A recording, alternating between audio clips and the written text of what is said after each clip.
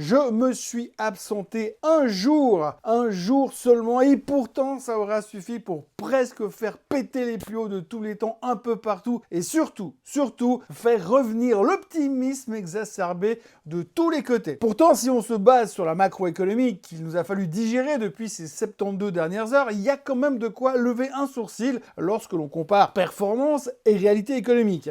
Mais en fait, non, parce que en fait, ce qu'il y a de bien dans la finance et dans le monde passionnant de l'investissement, c'est que c'est justement pas la réalité économique qui compte, c'est la manière dont on lui fait dire ce qu'on a envie d'entendre. Bonjour, bienvenue dans ce Morning Bull Live, nous sommes le 14 février 2025 et je suis Thomas Baillet. Et accessoirement, c'est la Saint-Valentin.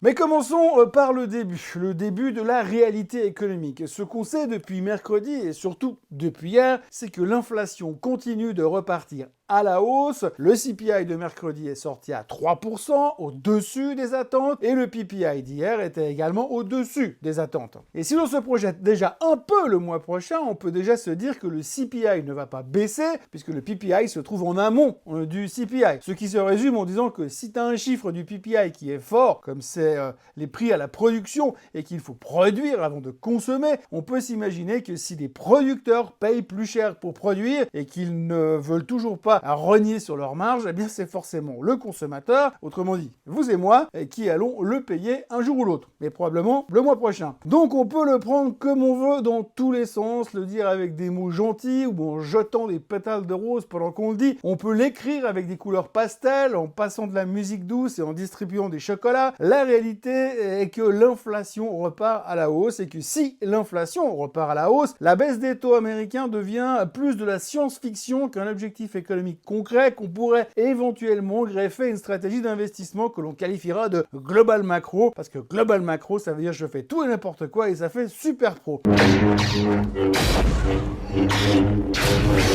Et puis, au-delà du fait que les chiffres économiques publiés ces derniers jours nous ont quand même fait comprendre que Powell n'aurait pas besoin de s'exciter plus que ça pour changer son discours, son prochain discours, le ton de son discours qui globalement se résume en disant « il n'y a pas urgence de baisser les taux », nous devrions aussi nous inquiéter parce que le narratif de la hausse de ces 18 derniers mois, au moins, est tout de même principalement basé sur la théorie suivante. L'inflation baisse, donc Powell peut baisser les taux et rebooster la consommation. Et ensuite, comme les gens ils auront plus d'argent parce qu'ils paieront moins d'intérêt sur leur crédit voiture, sur leur crédit étudiant, sur leur crédit pour rembourser leur crédit et sur leur crédit sur les cartes de crédit, ils vont forcément se ruer chez Walmart pour acheter plein de trucs et chez Apple pour acheter plein d'iPhone. En résumé, il faut acheter le marché, surtout Apple et Walmart. Oui, on devrait s'en inquiéter parce que du coup, si l'inflation remonte, la théorie ci-dessus fonctionne beaucoup moins bien. Et c'est pas vraiment grave parce que nous, dans le monde merveilleux de l'investissement, on trouve toujours une explication rationnelle pour justifier nos actes,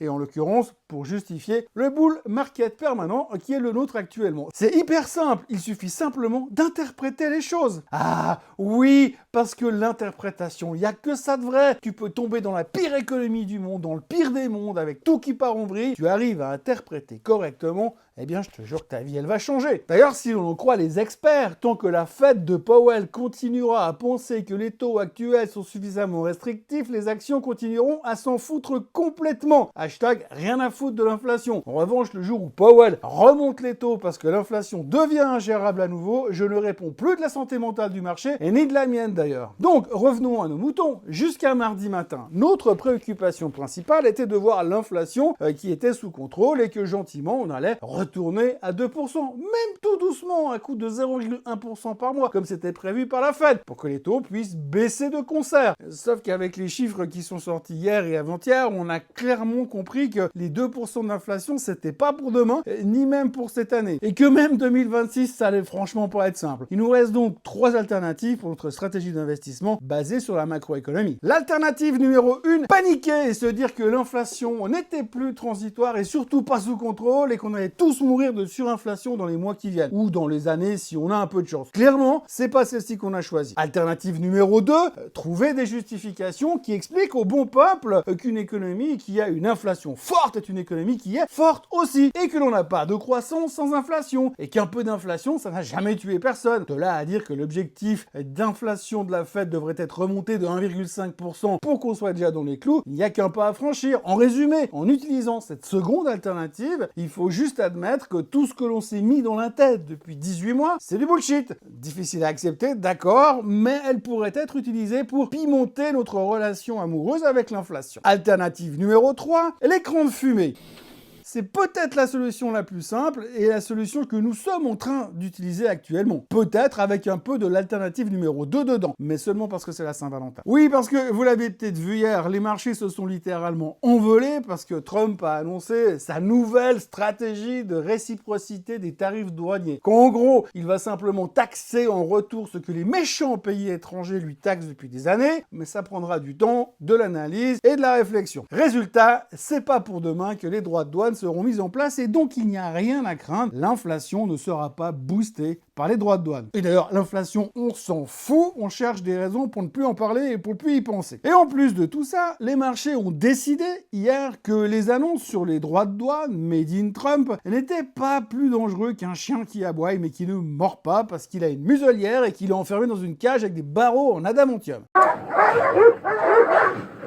La prise de conscience au niveau des droits de douane n'aurait peut-être pas suffi pour dynamiser le marché, mais étant donné que ça faisait quand même plus d'une semaine qu'on se disait la même chose, il fallait donc charger la barque avec autre chose de plus captivant, quelque chose de plus motivant, quelque chose de plus encourageant pour nous pousser à acheter. Quoi de mieux que d'annoncer discrètement que Trump et Poutine devraient se rencontrer en Arabie Saoudite pour régler le problème de la guerre. Il aura suffi d'un bref communiqué dont on ne sait même pas trop d'où il provient pour se sentir complètement soulagé de cette probable fin de guerre qui arrive. Alors oui, bien sûr, ça ne plaît pas à tout le monde, déjà à Zelensky, puisqu'apparemment c'est même pas sûr qu'il ait une place pour rentrer dans la salle, et ça ne plaît pas non plus aux politiciens européens qui se considèrent soudainement sous-utilisés et mis de côté. Et ça fait pas plaisir à l'ego de certains. Quoi qu'il en soit, du point de vue des marchés, vous leur donnez un peu d'air au niveau de l'inflation en n'en parlant plus, même si vous leur avez cassé les oreilles, et quand je dis casser les oreilles, c'est pour rester poli, casser les oreilles depuis 4 ans à propos de l'inflation, vous leur racontez une belle histoire avec des couleurs et des gentils personnages sur la guerre en Ukraine. Vous packagez correctement l'histoire des droits de douane en disant que finalement, c'est pas si grave les droits de douane. Surtout qu'en plus, on s'en fout de l'inflation. Ben oui, si, on s'en fout de l'inflation, je viens de vous le dire. Et à la fin, vous avez le S&P 500 qui termine sa séance presque au plus haut de tous les temps, à 0,05% des plus hauts de tous les temps. Vous avez le DAX qui lui, alors, il est au plus haut de tous les temps, le CAC qui est presque au plus haut de tous les temps, le SMI qui est presque au plus haut de tous les temps, et le SOC qui est toujours dans son range latéral et qui veut pas s'en sortir. Non mais sérieusement, regardez juste le chart du SMI. Plus personne n'en voulait il y a 3 mois en arrière, et là c'est vertical. On dirait que la SWX vient de racheter Nvidia. Alors du côté des nouvelles qu'il faut retenir, on notera qu'Intel est en folie depuis que Mini-Trump, autrement dit J.D. Vance, a déclaré que les semi-conducteurs devraient être fabriqués aux États-Unis. Le titre a pris 25% en 3 séances. Nvidia prenait encore 3% hier parce qu'ils étaient présents à une conférence de JP Morgan et que la croissance est toujours leur ami selon eux et que donc ça va péter à la hausse dans 10 jours pour la publication des trimestriels. Nvidia est donc en hausse de 20% depuis l'affaire DeepSeek. Autrement, il y a Applevin qui a battu les attentes. Applevin, vous ne connaissez pas super bien, mais la plateforme de marketing, c'est une plateforme de marketing qui en gros est un mix entre une régie publicitaire, un éditeur de jeux, une boîte de texte spécialisée en data et en IA pour rentabiliser Appmobile. Et ben ils ont surpris tout le monde sur le résultat, ils ont pris 24%. Alors ce qui est bien, c'est que dans l'histoire de Applevin, à l'intérieur, vous avez tout ce qu'on aime, hein. IA, data, etc. Bon, c'est tout ce qu'on a envie d'entendre en ce moment. Donc voilà, ça a littéralement explosé. Ça valait encore $60 au mois d'août dernier, et là tout de suite, ça vaut $470. Non, tout va bien. Il n'y a aucun emballement.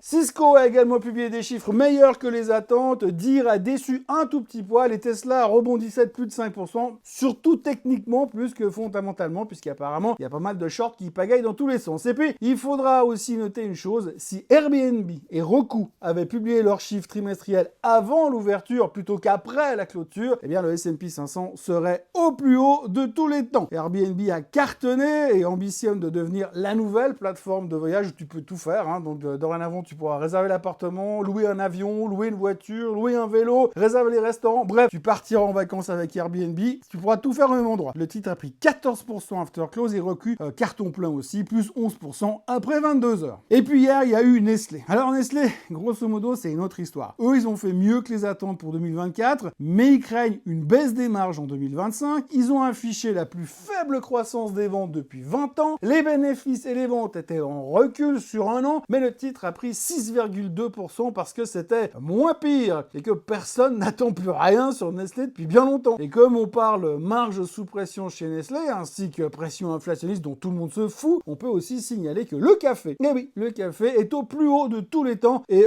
what else? Le sucre. Le sucre est au plus haut depuis 2 mois. 2 mois seulement, mais plus haut quand même. Ça devrait donc bien aider sur le prix des chocs à pic. Je vais conclure. Je pense qu'il faut retenir une chose, tout ne va pas bien. Bien au contraire. Mais quand on parvient à faire l'impasse sur certaines choses, à cacher ce qui va pas, bah finalement ça va pas si mal. Et c'est plutôt comme ça que le marché fonctionne pour le moment. Combien de temps ça va durer? Aucune idée. Mais disons que pour le moment, on s'en fout. Tant que ça monte, c'est amplement suffisant. On peut parler des chiffres du jour. Ce matin, il y a le PPI en Suisse, hyper intéressant. Le CPI en Espagne, hyper intéressant. Le PIB en Europe, hyper intéressant. Et les ventes de détail aux USA. Donc, c'est pas sûr que les chiffres qui sortent aujourd'hui rendent la journée plus excitante. Mais on peut sûrement compter sur Trump ou sur quelqu'un de son administration pour nous rendre la fin de semaine plus excitante. Et puis, alors, pour vous la rendre un peu plus excitante, fun fact, savez-vous quelle est l'action qui a le mieux performé ces 100 dernières années? Eh bien, c'est Altria Group, autrement dit Philip Morris. 265 millions de rendement pour des clopes.